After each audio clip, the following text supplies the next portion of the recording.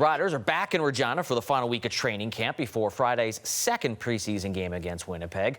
Lots of young players hoping to use what time they have left to prove they deserve to make that roster. It includes a former U of R Ram and possible second-generation CFLer. Jacob Carr has more. Former Regina Ram Deshaun Mims has some stiff competition from rookies Daniel Wiebe and Braden Masseri for some of the final roster spots on the Riders squad. But Mims is taking things day by day. Yeah, just the main thing I've been focusing on is getting better every day. You know, coming into practice today, getting better, then waking up tomorrow trying to be better than what I was today. With fellow Canadians in the receiver room like Mitch Picton, Sam Emelis, and Dell Duncan Busby all but locked into roster spots, remaining room for Canadian pass catchers could be limited. I don't think you're going to see Sam Emelis on the waiver wire. There's some names that are going to be here, and so there's, slim pickings, but they're making it tough on them, and they're, trying their best every single day, and I think they've been making tons of plays out here.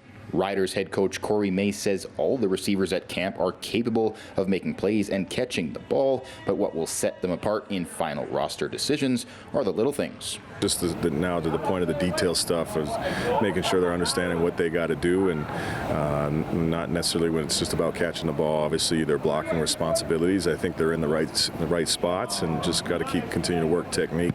With one final preseason audition coming up during Friday's home game against Winnipeg, Mims is looking forward to suiting up in front of Rider Nation. Last year it was crazy because I didn't play last year, but just being on the sidelines and having my friends yell at me was kind of cool.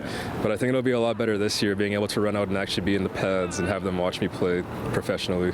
Mims was sidelined during last year's home preseason game due to a knee injury, but will look to make the most of this year's opportunity to shine in front of the Rider faithful. Jacob Carr, CTV News, Regina.